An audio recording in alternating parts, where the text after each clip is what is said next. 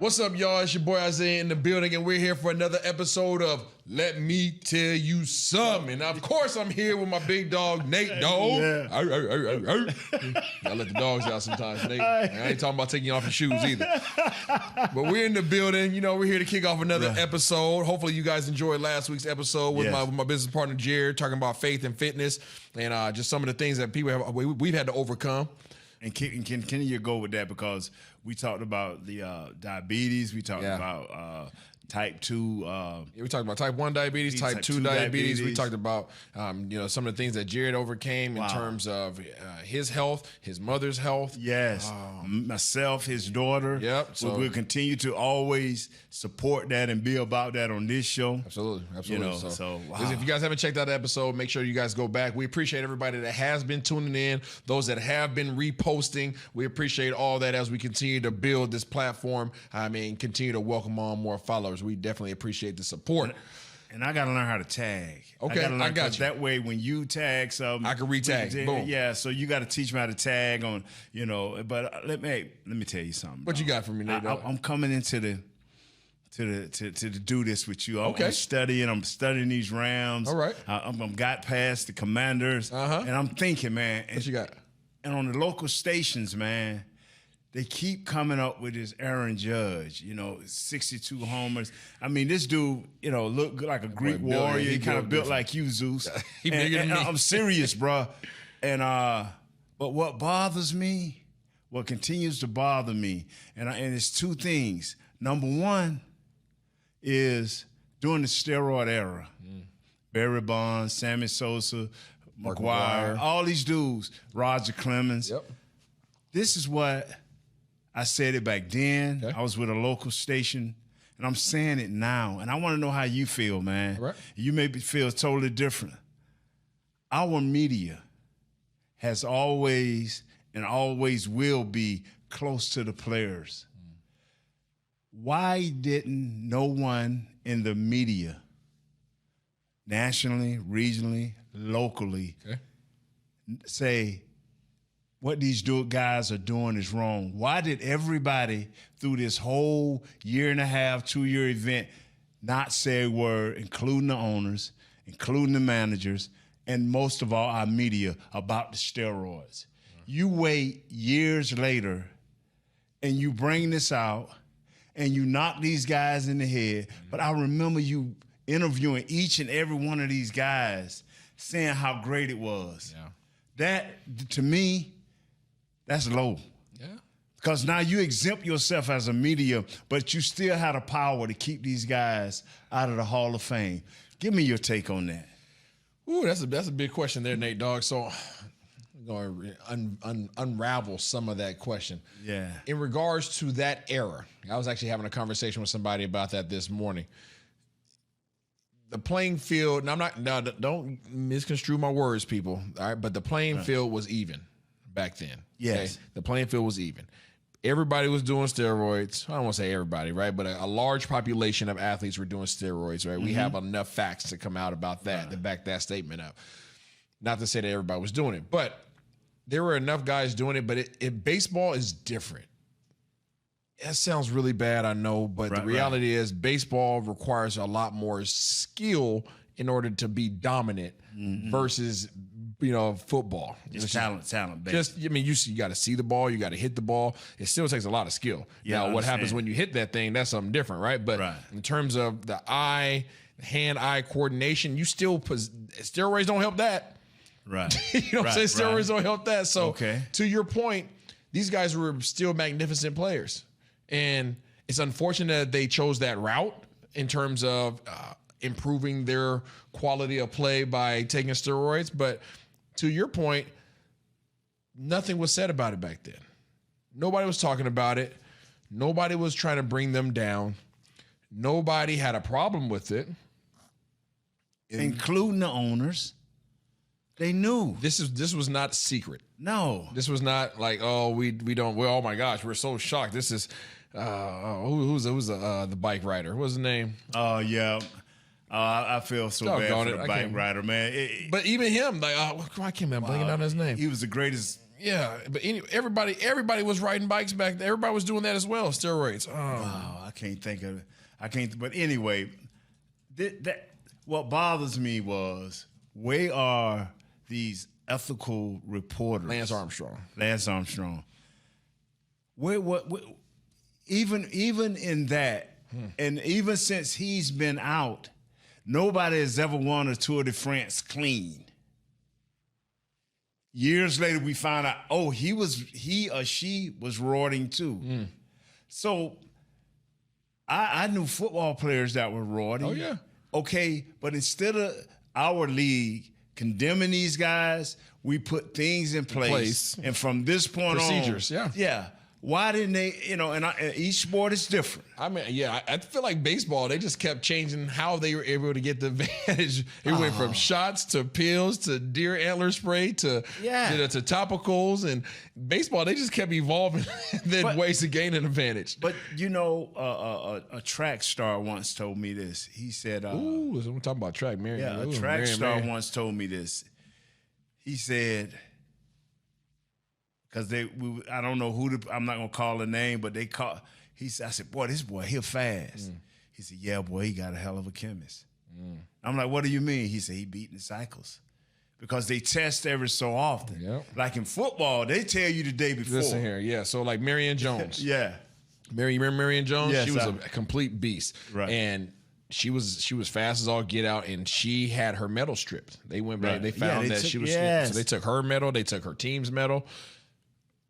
To that point, the testing system is extremely different. Yeah. In football, to your point, guys weren't being brought down because they just changed the system. They're like, you know what? We take responsibility for allowing this. Right. Because the structure of our rules allow for people to beat the system. Right. So instead of going after those individuals, they simply just said, all right, cool. Well, now, y'all got piss tests. So for those that don't know, we have guys that come in the locker room every day. We call them the P-man. Right. The P-watchers. That's right. All right. And you got the PP watchers, because these guys are literally paid to come in there, hand you a cup, and watch you and tell you to drop your draws. And you got 12 or either 24 hours. Yeah, I think it was 12 hours because they had to be there all day. Yeah. Some of the guys wanted you to hurry up and piss because they didn't want to be there all day long. Yes. Right? They wanted to collect the samples and leave. Right. But sometimes you couldn't go. You didn't know they were coming. Right? You walk in the locker room, they're like, hey, man, we got you today. You're like, I just went to the bathroom. Right. And then you got to sit up there and you got to put your drawers down to your ankles. This is real life, people. You got to take your pants down. And they drop sitting there looking. They just sitting there looking at you. Go ahead. Yeah. You got to go right now? You got to go? Huh? I see what you're doing there. So, and they watch you pee in this cup. And you have to pee up to a certain line. Right. And they take it and they go and they do whatever they do with it. And that was the system that was changed in football. And that's why you haven't seen a whole lot of instances come up in football. And when you do, guys already know in advance because they're they tell them on the back end, hey, we got you. We hit you for this. And, you always hear the same. And they're going to get another sample right away. And ain't no wait. And then you're in a program. There's a whole lot of stuff that's in place. But, it's just, and I've always said this, Randy Galloway is one of the guys I truly admire.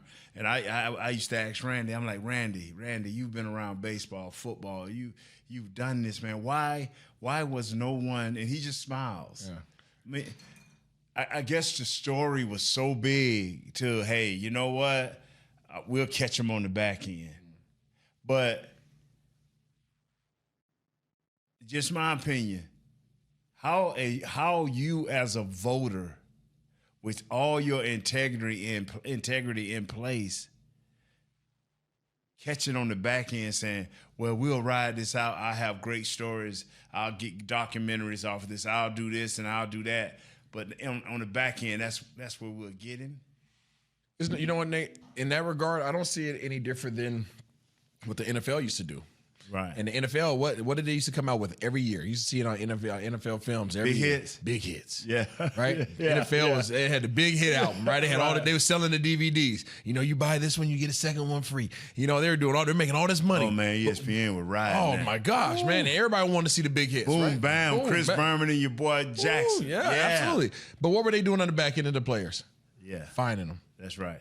They were finding the players for big hits, but then turning around and selling DVDs about the big hits. Yeah. So a lot of this stuff, to your point, is it's all about the structure in which it's set in. And it's really unfortunate that even now, we were just talking about media, how it's changed. Yes. It used to be a respect factor. There used to be relationships that the reporters had. 2 to 3.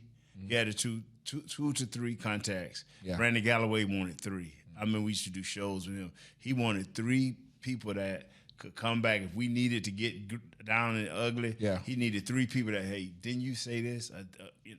But anyway, go ahead. Yeah, no. So I mean, there used to be a respect factor, and I know most recently we were talking about the J.J. Watt situation this week in terms of him and the issues he had with his heart, where they had to shock his heart and get it back into rhythm, and he had to come out and make a statement because that information was going to be leaked. Yeah, that personal information was going to be leaked, and for those that just tune in, we're talking about media and how the respect has just gone out the freaking window. Yes. And I think social media has a direct effect. It's solely responsible for this new age and I guess lack of respect in that profession. In this me world that we live in. Let me get it out first. Everybody wants to be first. Yeah. Nobody cares about the effects and the domino effect of what's going to happen when this information gets released. Right. It's just different. It's different. To the steroid point, were you ever approached with any of that mess in the locker room at any point in time? I knew guys that did steroids. They never brought it your way? And nah, man, because, I did steroids too. It was called R out of French fries.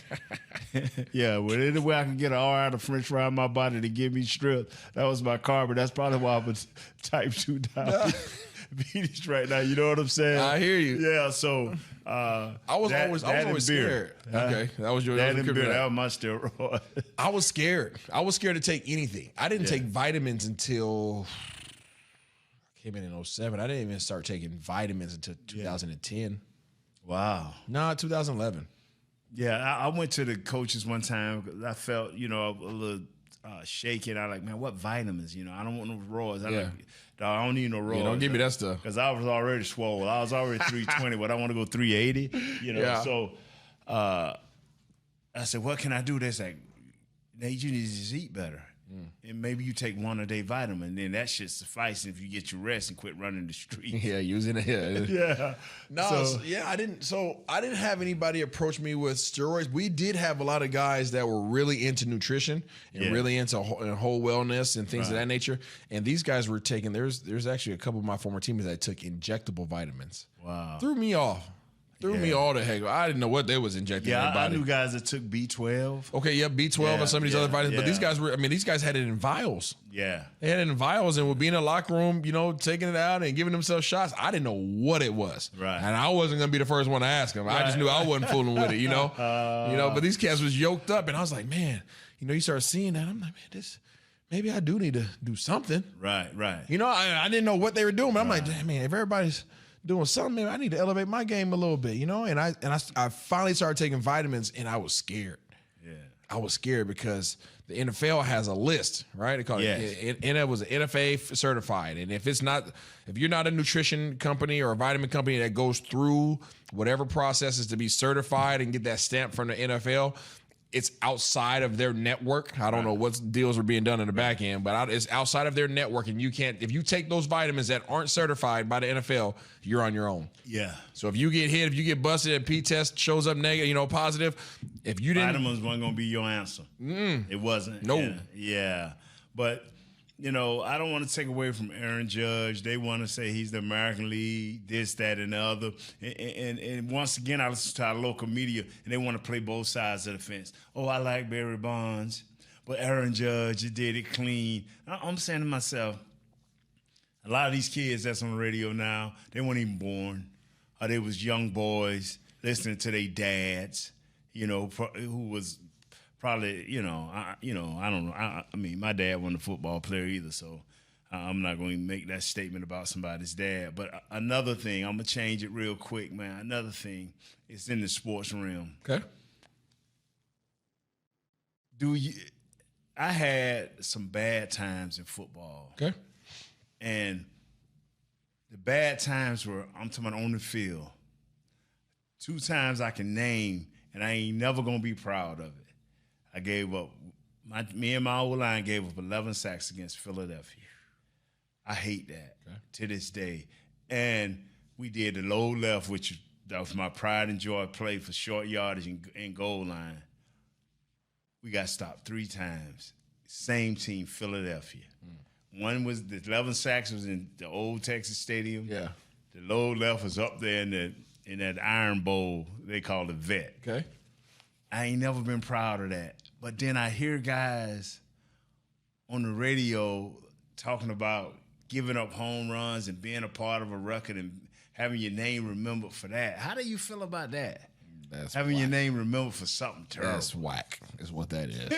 That's pure garbage trash. If I'm the pitcher, I mean, not saying this is what happened, but if I'm the pitcher and this is the last game, and this dude needs to hit a home run and go in the record books, I'm sorry.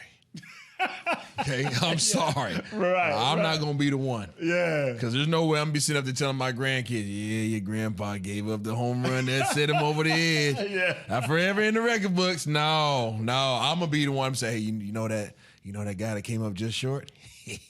That was the reason why he came up short. That's gonna be me. That's gonna be all day, all day long. And people. You raise your kids how you raise your kids. Yep. Let me look at y'all. Y'all raise your kids. Y'all probably a better mother and father than I probably will ever be. You raise your kids how you raise your kids. But in my house, when my babies and my son, thank God, is this way now, and they're expecting their first child, and I hope him and his wife instills this. We don't believe in what is participation? Trophies. Yep. I believe in giving your all. Come on now, Nate. Once you join something, talk to him. You may not be the best at it, but give your all. But you don't need a trophy to say, "Yeah, I failed." Come on now. So, can I speak on that? Yeah, you can speak on that. You don't woke me up now. Yeah. And I'll probably get cursed out from people. I don't really care. This is how I do in my household. Right. My son's soccer team. They would get all the way to the finals and then lose to a team that was from the inner city that wanted it more. Right. And he would get his little trophy, his not trophy, but his little medal. Yeah. And he'd come show me, "Oh, Dad, look, what is that?" Not being a jerk, not trying to be a jerk, people. I know people are, come on, we need to build up our youth. Yeah, we build them up. But all you doing is showing me that you got second. Yeah. You're showing me that you lost to somebody. Right. I'm happy that you got this far. Right. But the payoff wasn't good enough. And that should bother you. Yeah. Right? I'm not disregarding disregarding the fact that they're saying that you got there. I'm disregarding the fact that you're celebrating that you just got there. That's what bothers me. That you just got there and you're okay with it. Plenty of guys didn't win a Super Bowl that you played against that were amazing players. And the one thing that eats at them is what? No Super Bowl. No doggone Super Bowl. No Super Bowl. Even the Hall of Fame can't quench him. No. Even the Hall of Fame can't quench him. And that's a tell of a true competitor. Yeah. That's the tell of a true competitor. I give you an example yesterday. So that the reason why I kind of perked up because I had this interaction with my daughter yesterday. My daughter's 10 years old. Okay, my daughter Nadia, and we'll get her on the show one day, but strong young lady, right? Dealing with diabetes since she was 3 years old, mentally strong, but she's in an affluent neighborhood. Okay, she goes to school that's affluent. Everybody around her got money, all those kind of things. Not how I grew up. And I help her understand, hey, this is not that. This is our household is not what they're doing. Okay? Right. So you need to understand where we come from versus what they come from and what they believe, all that kind of jazz, right? Our mentality has to be different for a number of reasons. Right. But yesterday we had an occasion where we kind of got into it a little bit. And I was holding her accountable for not doing the best she could in one particular area. Right. And we got in the house. I let my wife know about it. I told my daughter, come see me after you talk to your mom. So we walked in the house. I told my wife what took place, and I said, talk to your daughter.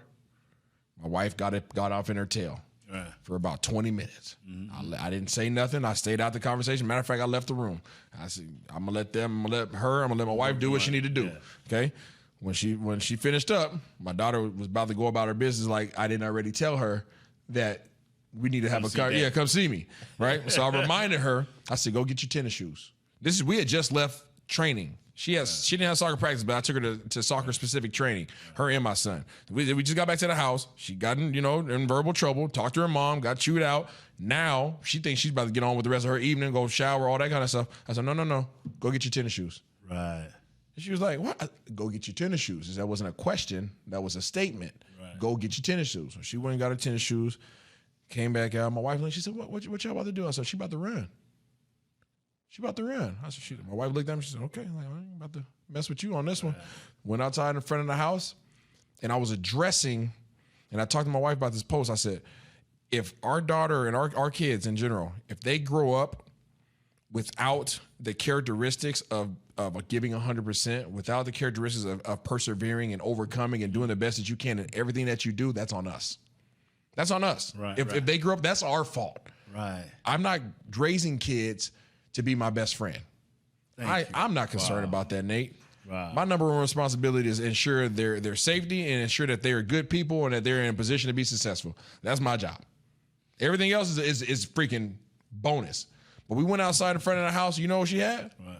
I said, you see your Nana's house down there? That's 3 blocks? Right. I said, you're going to run from the front of our house to the end of the block and back. You got a minute and a half. Right. She said, how many I got? I said, you got a minute and a half. Right. You know how long it took her? I know. 2 minutes, 45 seconds. Wow. She came back. I said, you got a minute and a half rest. Wow. She looked at me like, what do you mean? I said, did you give 100%? Well, no. Did you give 100%? No.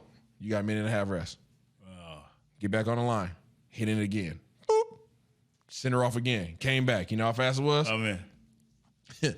2 minutes. Wow. You got a minute and a half rest.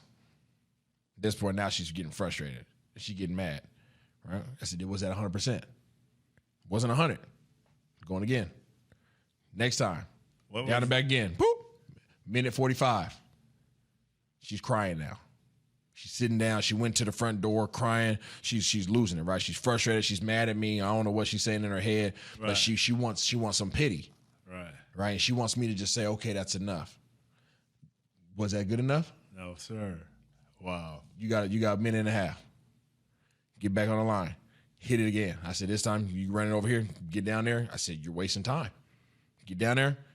Came back. Guess what it was? What? 4th time now, Nate. Yeah. Minute 29. Wow. I said, there's no logical reason why you could do this on your 4th attempt and not your 1st attempt. Wow. That's a mindset and that's a decision that you made. Had you decided to do it the right way the first time, life would have been much easier. But you made life harder on yourself because you wanted to take it easy. Go wash your butt. Right. And I think that a lot of people wouldn't agree with that method, and that's fine. But I was driving something home to her that you have a choice to give 100% at everything that you do. And when you're blessed with gifts and talents, that 100% puts you over the top. Your 100% versus somebody else's 100%, you with the gifts and talents that you're given should be above and beyond what they're ever capable of doing. Right. But the difference between a lot of people that we played with in the league and a lot of people who didn't make it, or even guys that made it but didn't do much, we were not only blessed and physically gifted, but we were capable and willing to give 100%. Man. And that was a different mindset than a lot of people had. Yes. And I look at myself, and you've heard me tell this story 1,000 times. It's the difference when Charles Haley came. It made me realize.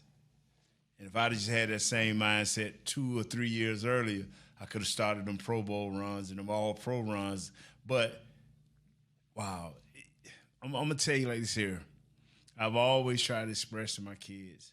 My oldest one got it right away. My youngest one, he's still trying to learn that. What's my best effort? A lot of people don't understand the strain of being the best. Jimmy Johnson understood the strain of being the best. Troy Aikman understood the strain of being the best. And I'll tell you, it's so simple. He gave up 1,500 yards a year in passing to make sure our team won Super Bowls. Whereas he could have been that guy that threw for 3,000, 4,000 yards and get to the NFC Championship and lose. Yep. But he saw a greater picture of playing what they call that complementary football. He saw that a long time ago. And so my hat's off. Whenever Troy called or want anything, I'm there. That's awesome. Because you know the way the league was. Then it started trending around by his time. The Elways, the Marinos, these guys, the Brett Favres that was throwing for mega yards. Yeah. You know, he just stayed on his course, man. That's awesome. Yeah. And for those that disagree with Big Nate and myself in terms of these participation trophies, y'all show us a picture of somebody that you saw out, one of your favorite football players that wears their NFC or AFC championship ring. Just people don't get that, man. Send us a picture of it. People don't get that. People would never ever get. And you don't have to. This is what I tell people. You don't have to be the best. I look at certain guys like Hugh Douglas. Boy, every time I see Hugh Douglas, played for Philadelphia, played for the Jets. Beast. A beast. Went to school with Eric Williams, at Central State. Every time he sees me, man, he literally looks at me and I catch him staring at me. Hey, Hugh, what's up, babe? What's up? Yeah. Man, y'all won 3 Super Bowls. We could never get past y'all. And he would not. And I'll tell the story 1,000. How many years ago was that? Oh man, and I just saw him this offseason. He looking at me, Hugh, don't start. Yep. Leave that alone, man. leave that alone. You know what I'm thinking. We talking about something that's eating at him for 20 plus years. Yeah, because I tell my kids, you are good at something, and that something is in your heart. But once you find out what that something is, I hope it is that number one thing that you like doing. So in my son's case, it was football, but he had the concussions. Yeah. So he had to back up. But now I see him in his workplace, and what he does, he works for a software company. Okay. And he goes at this thing, just like when he played football. Yeah. Systematically, he going at it trying to get there. He trying to get that Super Bowl. Yeah. Because he knows. Now, my baby boy, a piece of making distract kid. You know what I'm saying? A hot dog may throw him off kilter. But now, even as he gets older, he's about 26, 20. As he gets older, he's starting to realize, the young lady who he's with, who's a nurse, Miss Lindsay, he's starting to realize that, this young lady is special, man. Yep. I got to be lock special. in, yeah. You see what I'm saying? Yeah, absolutely. And so my hat's off to their mom, Miss Dorothy, because like I said, I was just a hammer. For sure. When she felt like the big dudes couldn't get right, she called a hammer. Yep. Hammer come over there. What's your problem? Yep. Yeah. Yeah. Absolutely. Yeah. Bonnie and Clyde. I like it. And we were supposed to. This started all about Aaron Judge. Judge, you good, man. Hats off to you, this man. This podcast. We talk about whatever the heck we want to. Last thing before we hop off of this thing, you brought up the word concussion. Yes. There's been a lot that's taking place over the past few weeks in the NFL in regards to concussion. Wow. What was your reaction when you saw the Buffalo Bills defender push Tua down to the ground, him hit the back of his head, him sit up, try to shake it off, get up, try to run off, wobble, and fall back down? What was your instant reaction when you saw that highlight, whether it was live or saw the highlight of it? I saw it live, and I was like, he got a concussion. He done. Yeah, he got a concussion. Normal concussion, or he need to sit down? He need to sit down. I mean, because there's a lot of concussions that happen during the game. Yeah. Let's put that out there for people. Should have sat down. Because we call it ringers. Yeah. Right? Yeah. We had everybody get a little ringer during the game, right? That's our football term for you got days a little bit. Right. Okay. That was a lot more than days. When we see there's times where you playing in the game. I can only imagine how many times, Nate, dog, back in the day with you, where you seen one of your boys get a ringer, and you're like, oh, okay, you all right? Yeah, I'm good. All right, cool. We keep playing, right? That's the reality. It doesn't sound good, but there's plenty of those hits in the game, right? Plenty of car accidents, okay? Right.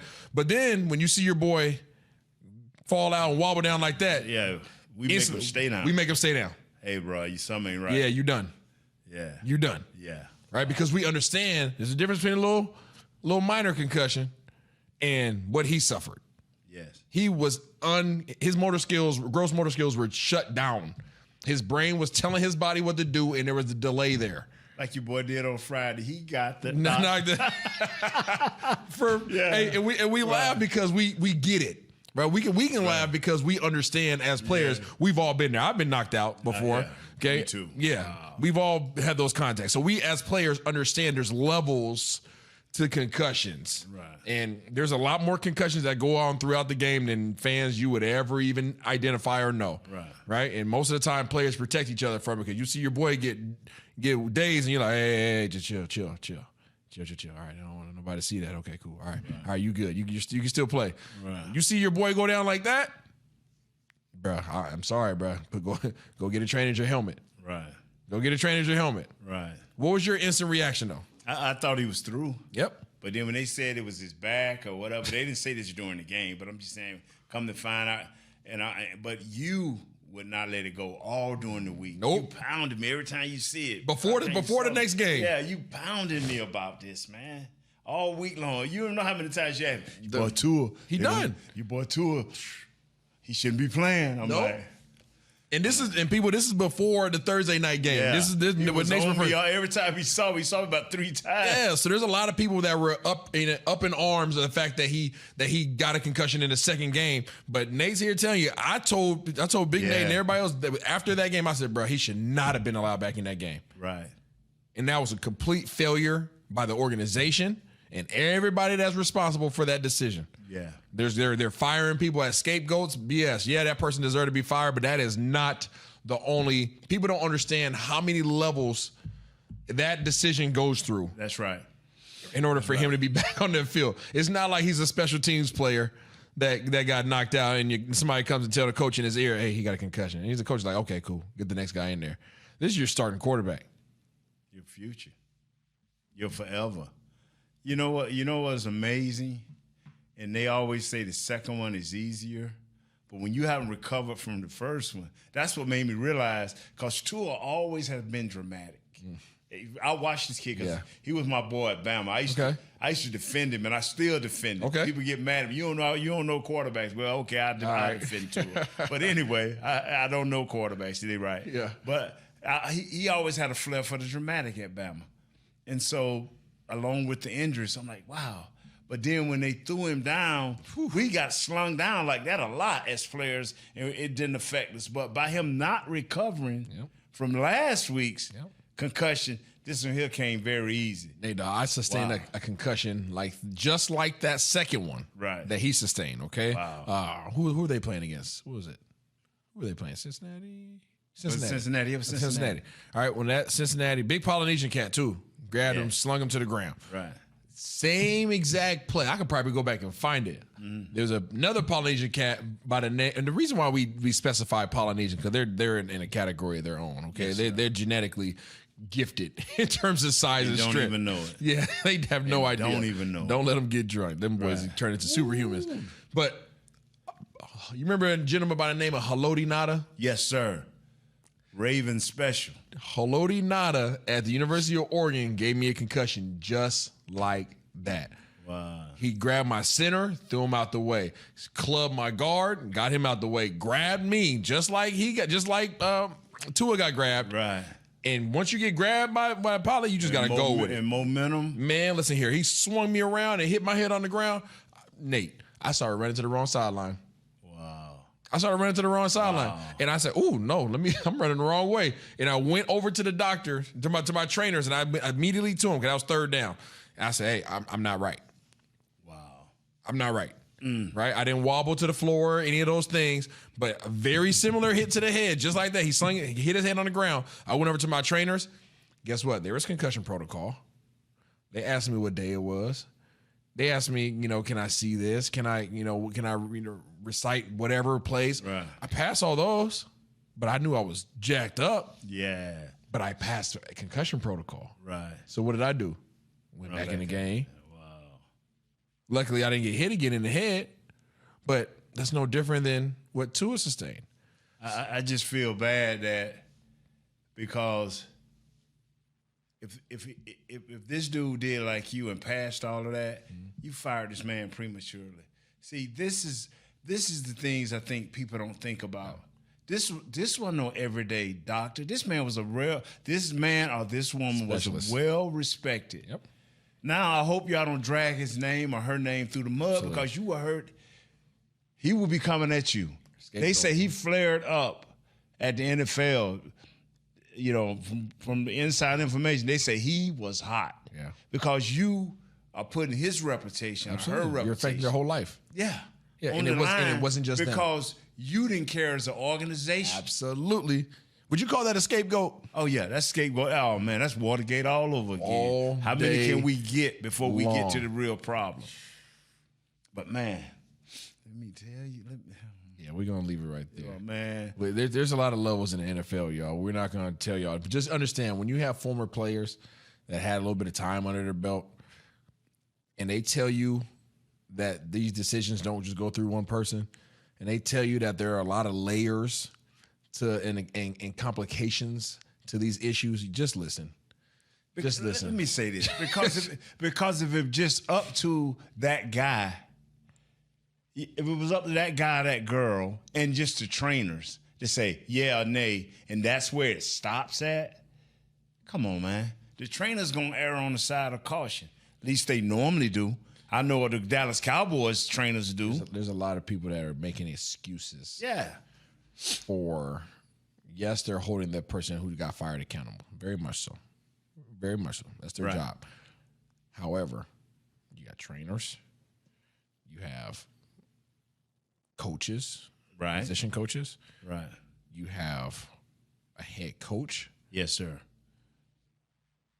Going into halftime of that first game against the Buffalo Bills, there are 36 cameras on average at a primetime NFL game. Yes, sir. I've sat back in the production studios and watched it. 36 cameras on average, Nate, with at least 3 cameras dedicated solely for the quarterback. They knew exactly what the heck had happened. There was no question about it. So we'll leave that right there. Yo, a lot of gems in there. Hopefully y'all can go back in and write some of that down. Doggone. Well, we told them something today. Yeah, we definitely told them something We shared with y'all today. Yeah, y'all might want to peel them layers back, y'all. There's a lot in there, okay? Yeah. A lot of onions there. But next week, y'all, we'll be ready to kick off another thing, you know, in terms of those that are here in Dallas. Dallas Cowboys are 3-1. Cooper Rush is your starting quarterback. He's undefeated as a quarterback, 4-0. First quarterback. Are you saying that with your chest? First quarterback in Dallas Cowboys history to start their career 4-0. I'm going to leave that right there. We'll be talking about Dak in the weeks to come. But thank you for tuning in to another episode of Let Me Tell You Something with your boy Isaiah and your boy Nate. Yes. We'll see you next time. Yes. Cooper Rush.